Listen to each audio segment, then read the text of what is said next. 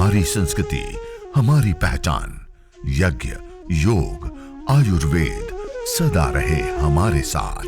भारत के प्राचीन ग्रंथों एवं आधुनिक विज्ञान का दिव्य संगम, यज्ञ महिमा।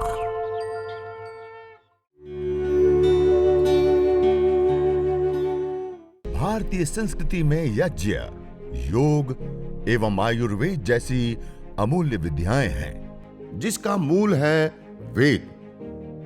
इतिहास की ओर दृष्टि डालें तो भगवान राम, भगवान कृष्ण से लेकर राजा महाराजाओं, ग्रामवासियों व अरण्यवासी ऋषियों की कुटियों तक नित्य व नैमित्तिक यज्ञों का प्रचलन देखने को मिलता है। रोगानुसार योग, जो परम पूज्य स्वामी जी महाराज ने पिछले 20-30 सालों में जो तप, पुरुषार्थ और प्रयोग करके जो पाया है, वो सारा कुछ सचित्र विवरण इसमें दिया गया। और रोगानुसार आयुर्वेद, परम पूज्य श्रद्धेय आचार्य की 25-30 सालों की जो अथक तप और पुरुषार्थ के माध्यम से जो भी विधा और विद्या निष्कर्ष रूप में सामने आई है, वो सारी चीजें इसमें दी गई। इस पुस्तक को आप लेंगे तो इसमें भी आपको विशेष रूप से रोगानुसार यज्ञ, योग और आयुर्वेद तीनों मिलेगा। और इन तीनों के माध्यम से आप वो चिकित्सा कर पाएंगे जो मॉडर्न साइंस में जिन रोगों को लाइलाज बताया जाता है, वो रोग भी हमारे ठीक हो जाते हैं। तो आप में से जो भाई बहन लिखना चाहे मेरे साथ लिख सकते हैं।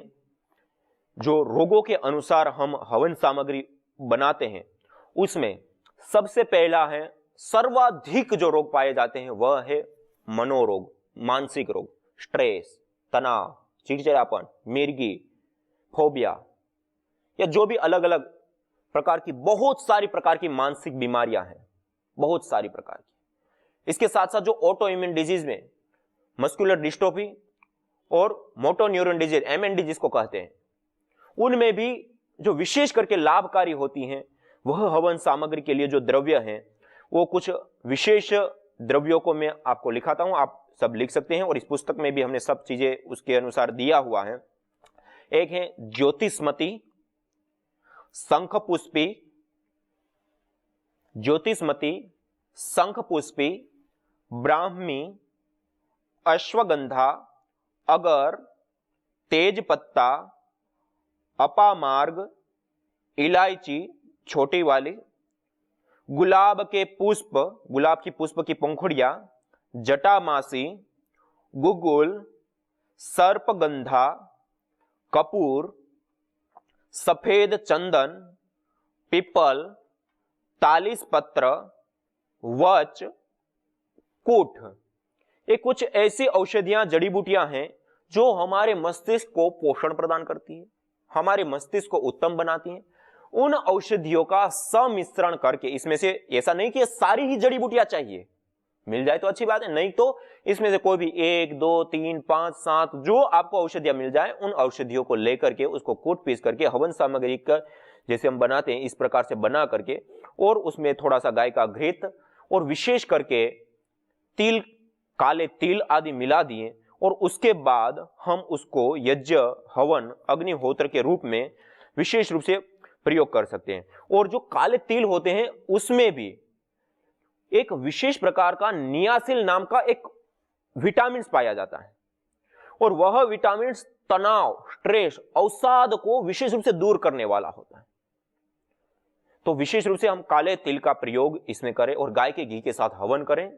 और गाय के घी के साथ जो हवन करते हैं, उसमें भी गाय का घृत जो तपा करके गर्म करके हम जो हर रोज लेते हैं, उसमें माल कांगनी का शुद्ध तेल 5-10 बूंद उसमें मिला दे और उसको हिला दे, अच्छे से मिला दे उसके अंदर, और उससे हम हवन करें, अग्निहोत्र करें।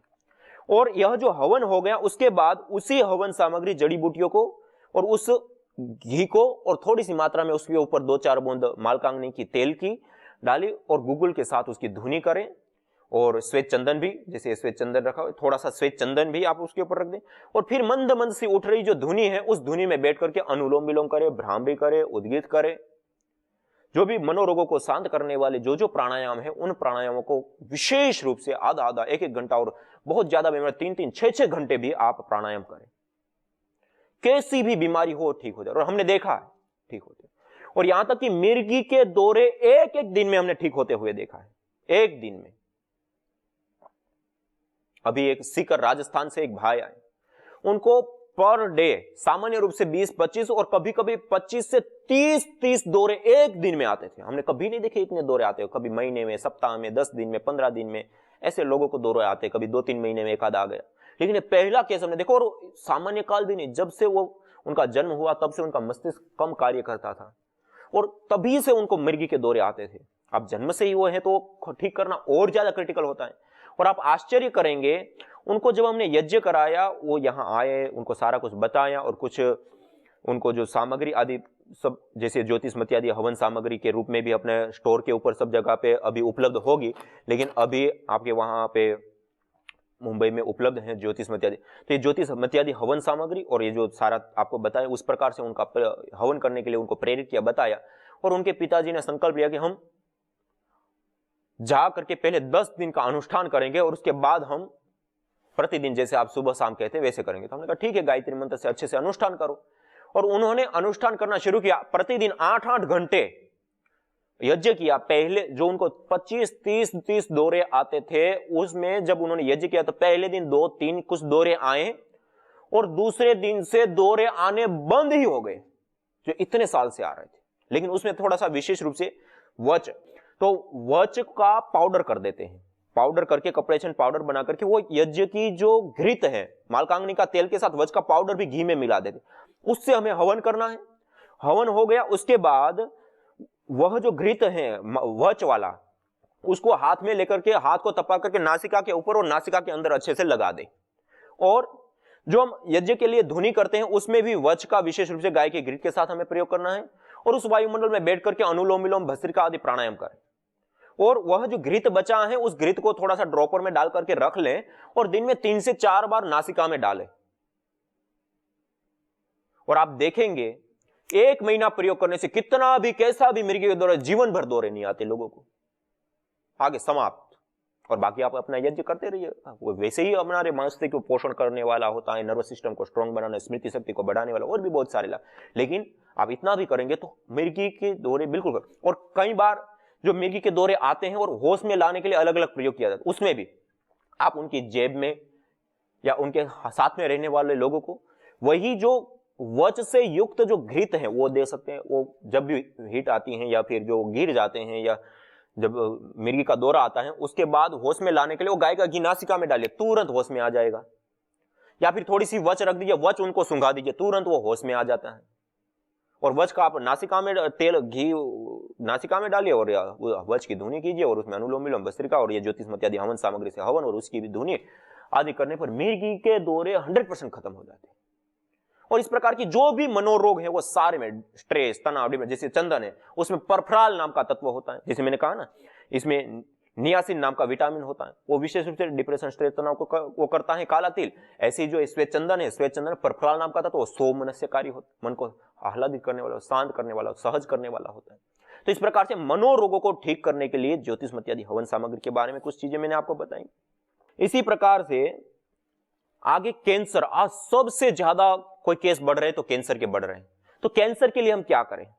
तो देखिए, कैंसर के लिए भी एक विशेष हवन सामग्री कैंसर नाशी के रूप में अभी हम आपको सब जगह पर उपलब्ध हो जाएगी, कैंसर नाशी हवन सामग्री।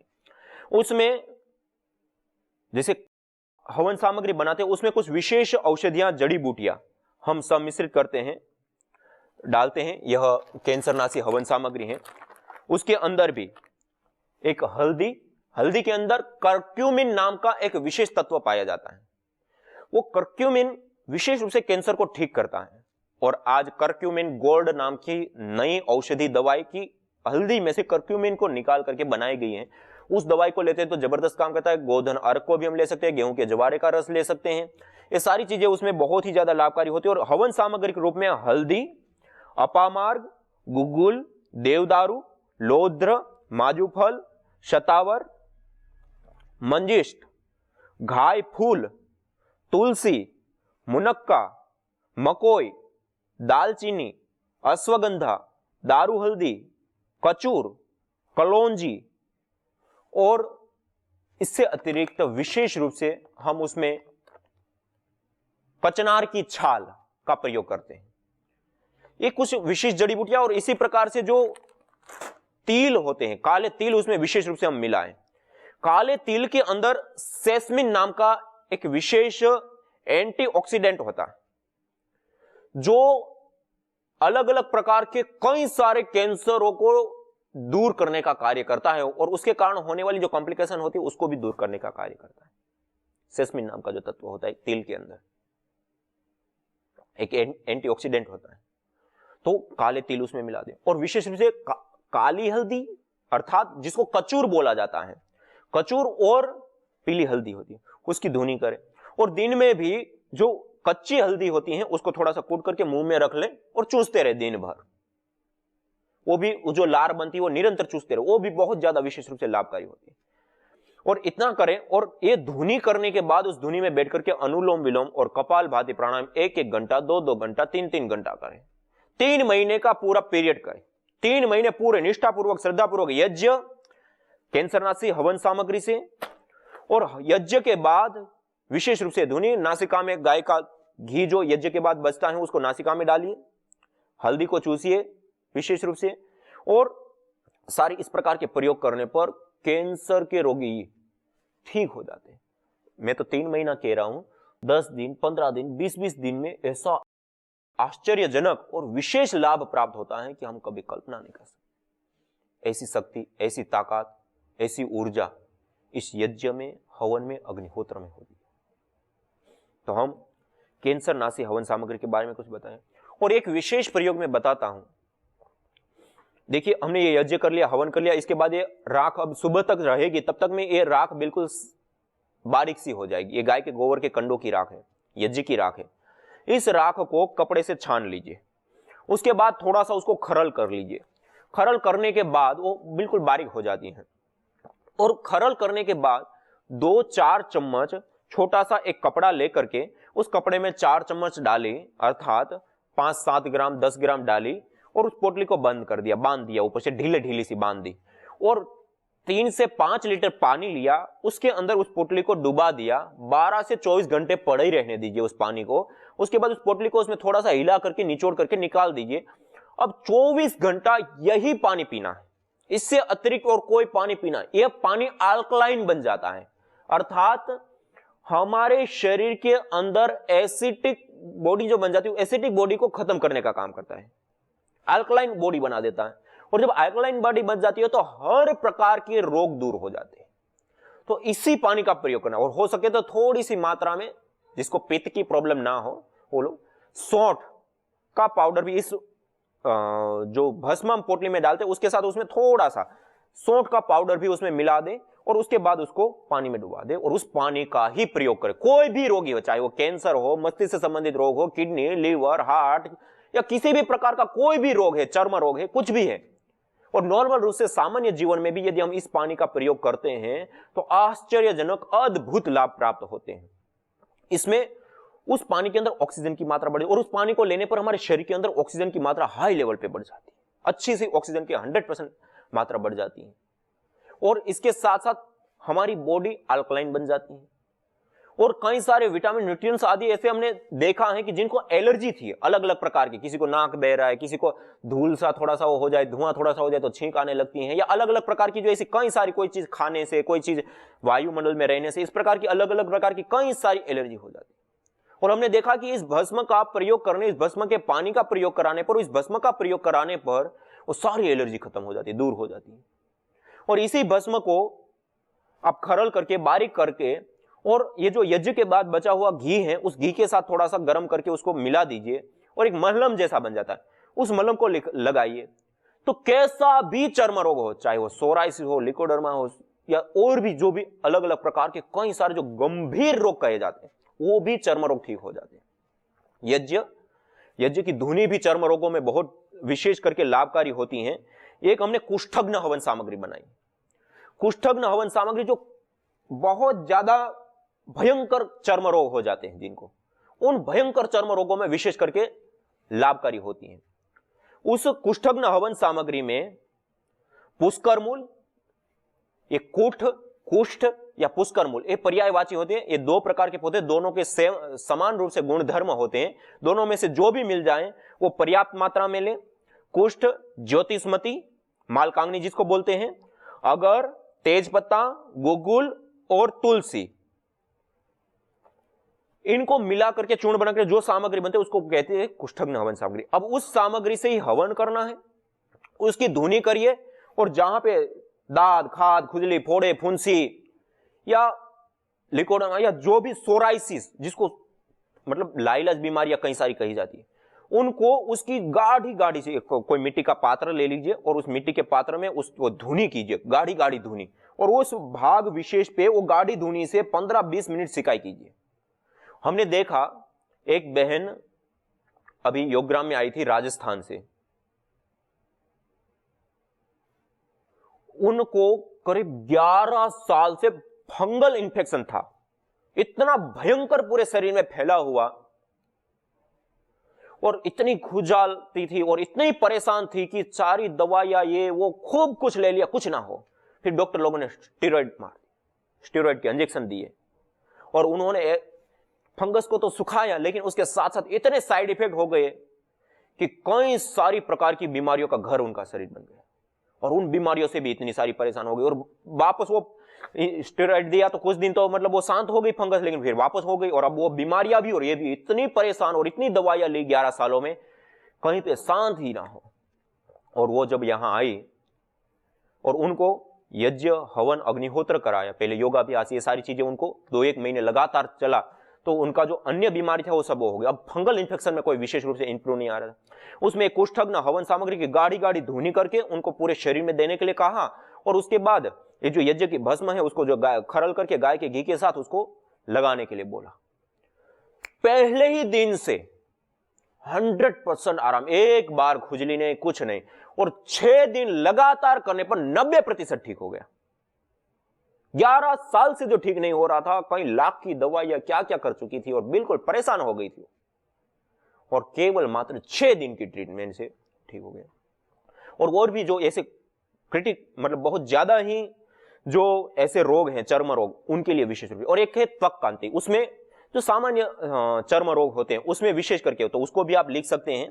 उसमें गुगुल है, दुर्वा है, शतावर, पनवाड़, दारू हल्दी, करंज, कुष्ठ, गिलोय, बाउची, बहेड़ा, सफेद चंदन, काली जीरी, हल्दी, खेर, नीम, मंजिष्ठ, चिरायता, द्रोण पुष्पी, हरड़, देवदारू, इंद्रायण, उश्वा, अपामार्ग, अर्कमूल, आंकड़ा जिसको कहते हैं उसका मूल, अनंत मूल, वच, कालमेघ, ये सारी जड़ी बूटियों को लेकर के जो सम्मिश्रण करते हैं वो सामान्य हर प्रकार के चर्म रोगों में इसकी एक तो हवन सामग्री बनाए, और जो मैं से धुनी का मैं बता रहा था उसमें जैसे कूठ या पुष्कर मूल, और इसी प्रकार से वच, हमारे आयुर्वेद आदि ग्रंथों में धूम्र चिकित्सा में जो चर्म रोग हैं, कोई घाव आदि क्रोनिक बहुत पुराने घाव हो गए हैं और अब ठीक ही नहीं हो रहे, या कठोर घाव हो गए हैं, या सूख ही नहीं रहे, पच पड़ रही हैं, ठीक नहीं हो रहे, उसमें वच डालिए और इस वच की गाढ़ी गाढ़ी धुनी दीजिए, वो घाव ठीक हो जाते हैं। एक पहली बार हमारे पास आया था संतोष आटेकर करके कोई एक भाई मुंबई में, उनको पैर में घाव था कुछ, और उनका ये अनुभव था कि करीब 8 साल उन्होंने एक्सीडेंट हुआ था और घाव हुआ था और वो ठीक नहीं हो रहा था, ना डायबिटीज आदि कुछ भी नहीं था, फिर भी वो घाव ठीक नहीं हो रहा था, और पच प्रतिदिन ड्रेसिंग करना और देखे तब भी हमारी रूह कांप जाए ऐसा था। और उन्होंने यज्ञ किया, यज्ञ के बाद धूम्र ये सारी चीज की और भस्म आदि का लेपन, और वो उनका 4 महीने में नई चमड़ी आ गई। वच की धुनी देने पर भी विशेष रूप से उससे ऐसे जो पुराने घाव आदि होते हैं उसमें लाभ होता है। और कुष्ठ और ऐसे जो फंगल इन्फेक्शन, या कई लोगों को फंगल इन्फेक्शन के कारण नाखून भी जो है वो गल जाते हैं, उंगलियां गलने लगती हैं, तो उन सब में कुष्ठग्न हवन सामग्री, और सामान्य रोगों में त्वक कांति, और इसके प्रकार वच की धुनी भी, कुष्ठग्न हवन सामग्री की धुनी और वच की धुनी विशेष रूप से करें, और विशेष और भस्म का प्रयोग करें, लगाने के रूप में भी और खाने के रूप में। और भस्म इसको सौंदर्यवर्धक, जो हम कॉस्मेटिक पदार्थों का प्रयोग करते हैं उसके अंदर जो सौंदर्यवर्धक तत्व पाए जाते हैं वो प्राकृतिक रूप से इस भस्म के अंदर होते हैं, उसको लगाने पर सौंदर्य हमारा बढ़ जाता है। और जिनको चेचक हो जाते हैं, एक बहन जी ने एक प्रश्न भी पूछा था कि यज्ञ जो चेचक हो जाता है उनको यज्ञ करा सकते हैं, नहीं करा सकते? हाँ, वो डॉक्टर हैं, उनका पूछना था।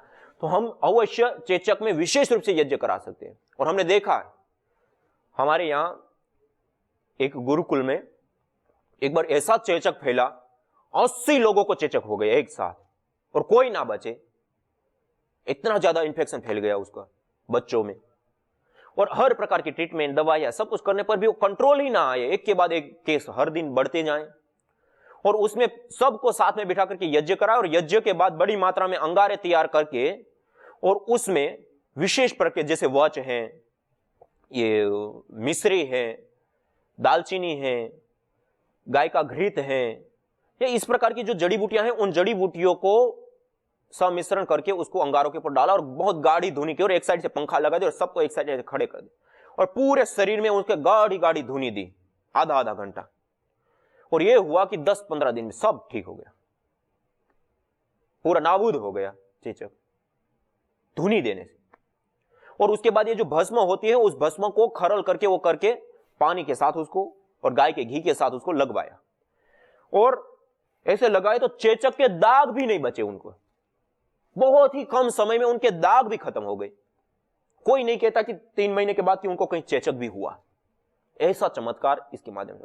अभी हमारे बहन नेहा जी विशेष रूप से अहमदाबाद में यज्ञ एवं योग साधना केंद्र चला रही है, बहुत ही प्रामाणिकता पूर्वक अच्छे से। उनके पास एक केस आया कि एक बेटा है और उनको चेचक हुआ है, और किसी भी प्रकार से वो कई दवाइयां ली लेकिन उसमें कुछ असर नहीं हो रहा है, कैसे करे क्या करे कुछ बताइए। उनको भी यह मिश्री आदि से जो वच आदि जो जड़ी बूटियां हैं उनसे धुनी करने के लिए कहा, और उन्होंने इसी प्रकार यज्ञ किया, और यज्ञ के बाद ये धुनी की, और वो धुनी शरीर को विशेष दी। कल ही शाम को उनका फोन आया कि स्वामी जी आज बिल्कुल ही उनका चेचक शांत हो गया है, बिल्कुल ही समाप्त हो गया है, कि अब उसके दाग के लिए क्या करें।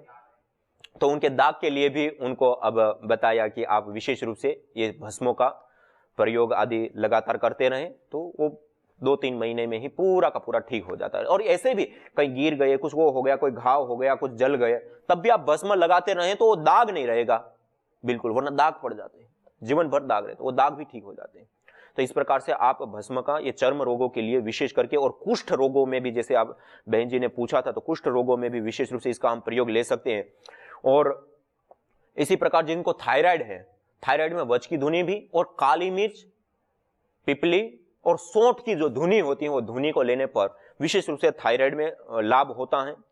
और इसी प्रकार से जिनको लीवर से संबंधित समस्याएं, तो पुनर्नवा जो क्वाथ अपना आता है, पुनर्नवा मूल का जो क्वाथ आता है, उस पुनर्नवा के क्वाथ से और भूमि आंवला आदि जो जड़ी बूटियां होती हैं, उससे हम विशेष रूप से 10 मूल क्वाथ भी उसमें थोड़ा सा मिला सकते हैं, वरना फिर खाली पुनर्नवादी जो क्वाथ है उस क्वाथ से हम हवन करते हैं, तो उसकी धुनी करते हैं, तो लीवर में विशेष रूप से लाभ होता है और उसके रोग ठीक हो जाते हैं।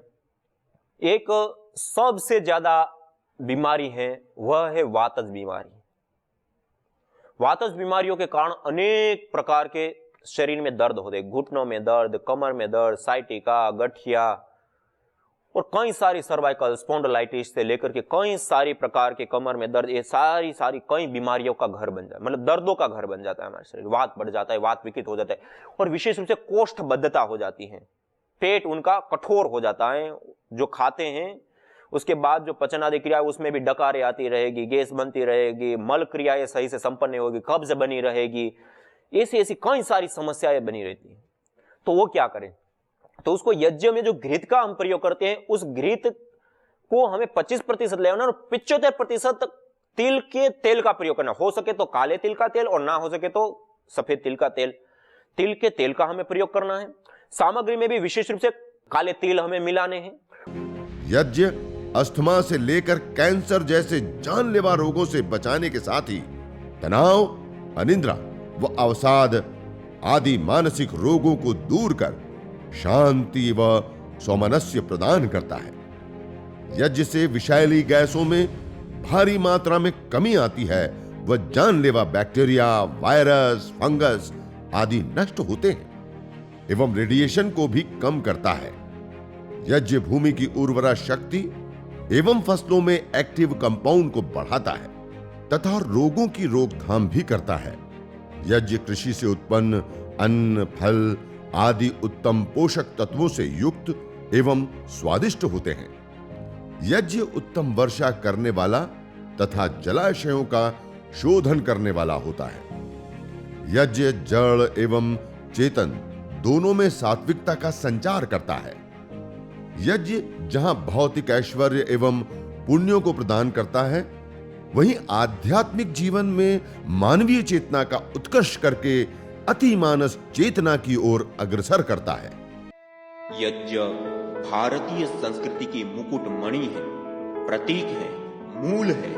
मानव जीवन के हर पहलू के साथ यज्ञ जुड़ा हुआ है, चाहे वह संस्कार हो, चाहे पूजा पाठ या फिर पर्व से लेकर हर शुभ अशुभ अवसरों में भी यज्ञ करने की सार्वभौमिक, वैज्ञानिक एवं पंथ निरपेक्ष पावनी परंपरा रही है। आइए हम संकल्प लें, संसार के श्रेष्ठतम कर्म यज्ञ को अपनाएं। पिंड और ब्रह्मांड में संतुलन कायम करने वाले यज्ञ को अपने जीवन का अभिन्न अंग बनाएं एवं प्रकृति मां के प्रति अपने ऋणों को अदा करें। विश्व स्वास्थ्य का एक नारा,